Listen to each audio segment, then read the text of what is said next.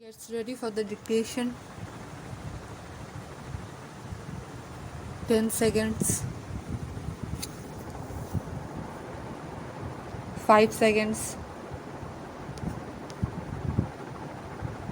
Start.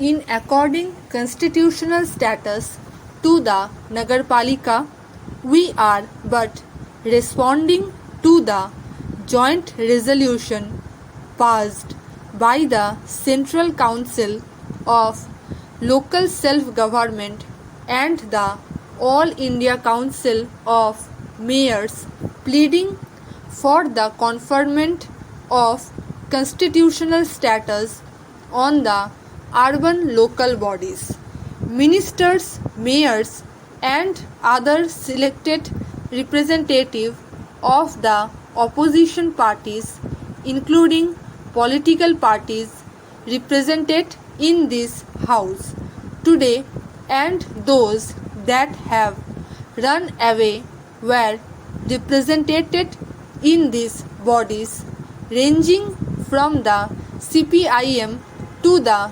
BJP and taking in much that lies in between.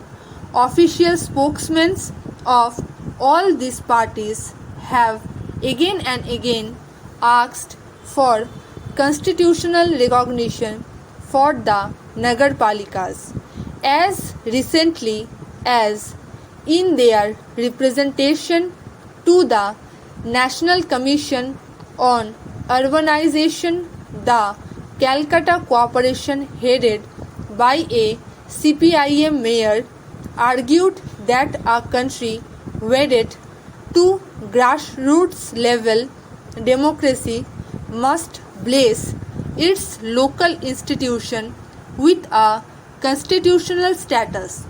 They went on to say that this bold initiative would become much more meaningful if the roles, functions, responsibilities and obligations of various levels of government are constitutionally defined. And I cannot resist quoting also their categorical conclusion that urban problems cannot be solved without giving local government their rightful place in the country's constitutional framework itself. What has happened to change their mind? Let me phrase the question in a different way. What has happened to change their principle? Is it that they are getting too used to the company of those with diametrically opposed ideologies and those with no principle or ideology at all? We have heard the argument that there is no need for a constitutional amendment to bring democracy to the grassroots and endow powers to the people. It has been argued that what is needed is political will. I respectfully submit that it takes more political will to amend the constitution than it does to pass a municipal law.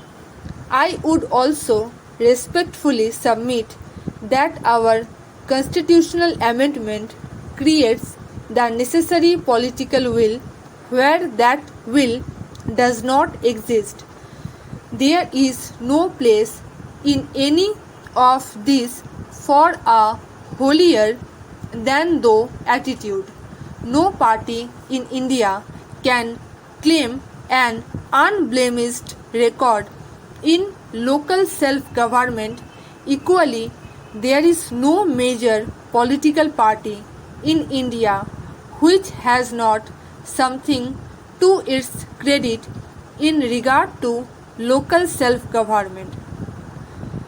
There are some Congress government that have done better than other, though there are some shortfall which can be rectified.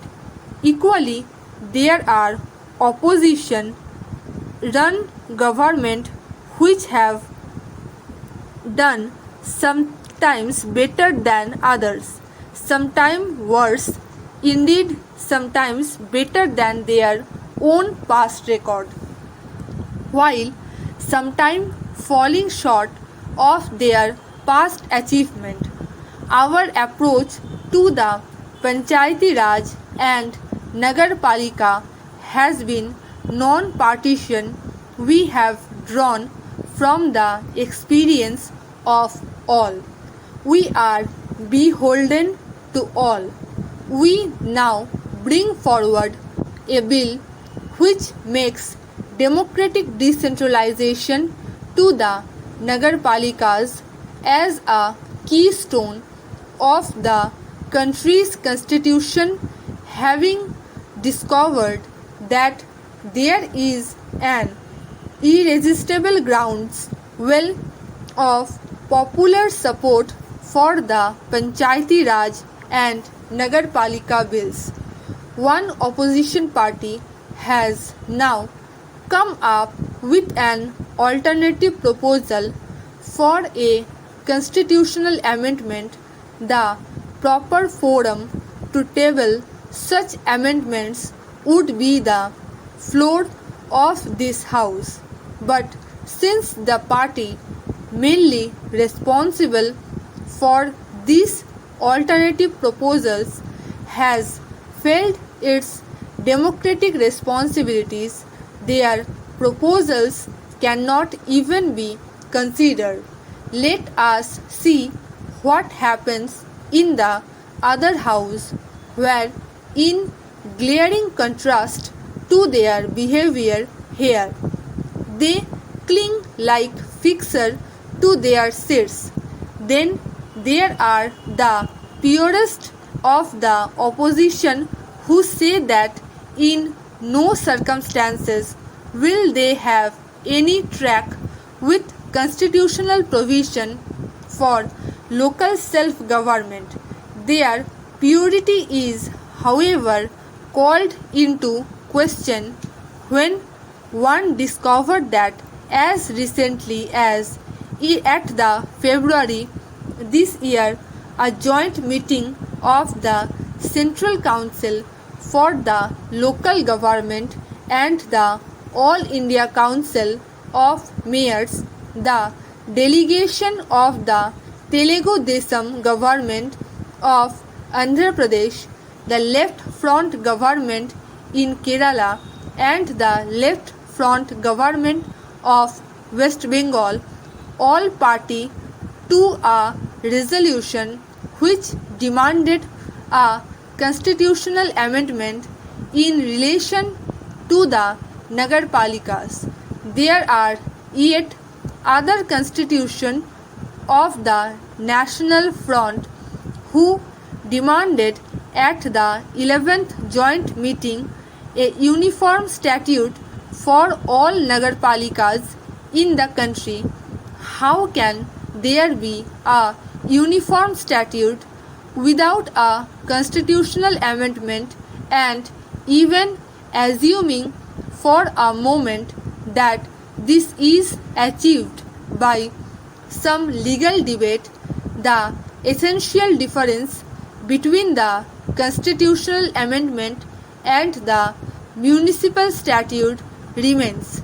The consequences of a constitutional amendment cannot be retraced. Our proposal would enshrine democracy in the local bodies in the most scared basis of our modern nationhood.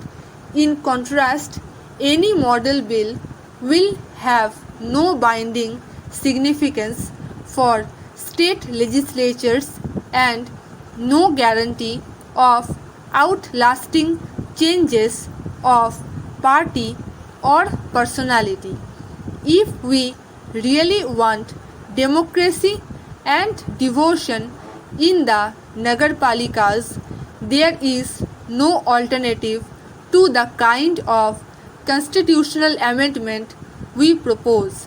The starting point of the Nagarpalika bill is the recognition that those who live in the urban settlement are entitled to the same democratic rights and the same rights and responsibility for development. Stop.